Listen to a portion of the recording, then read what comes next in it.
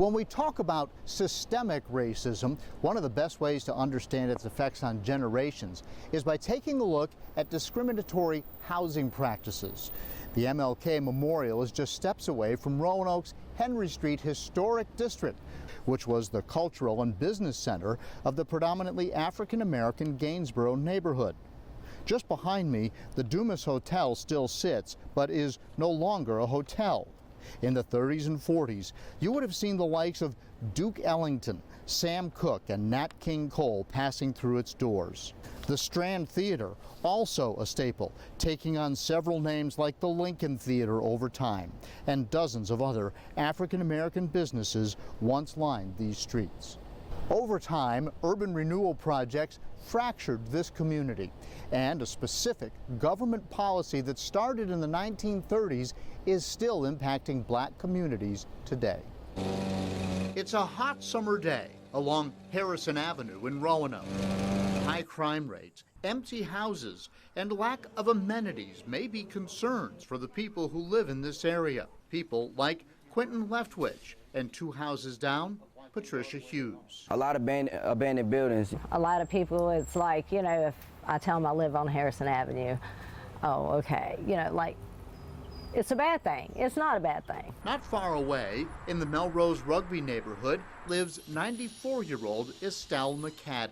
It's just been a nice, quiet neighborhood until about the last 20 years. We have been going down in this area for about 20 years or more. McCadden, a community activist, has seen this neighborhood through many times, including the bad, which, especially more recently, tend to outweigh the good. We have a lot of gunshots now, more than we've ever had.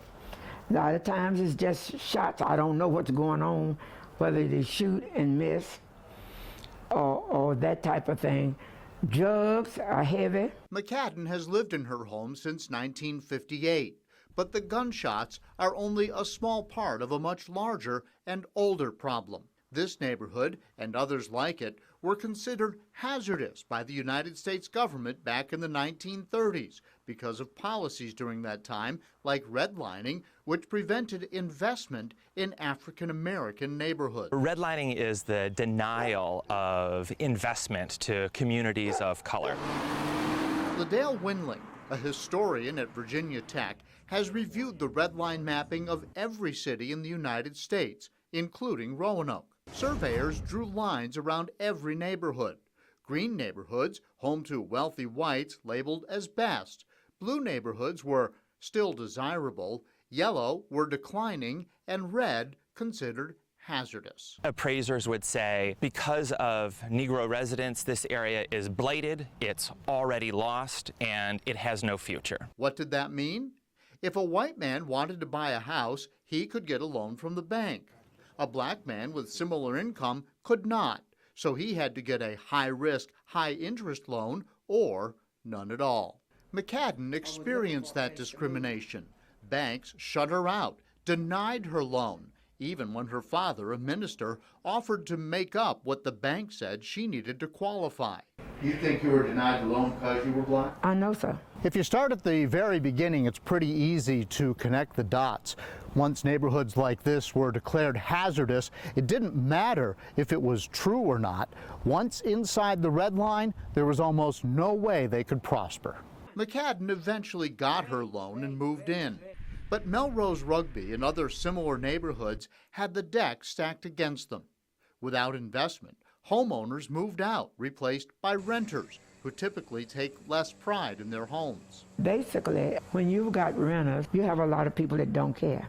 Redline neighborhoods typically became the first to be destroyed to make way for urban renewal projects. Interstate highways are almost exclusively run through C and D grade neighborhoods because the federal government has already basically written them off. Redlining stayed in place until 50 years ago, but its effects are still here today. In fact, 3 out of 4 redline neighborhoods are still poverty-stricken and black or Hispanic. Census Bureau figures show that today the average white family has 10 times the wealth of the average black family. We have had to basically fight for ourselves, for whatever we want and need. And fought she has.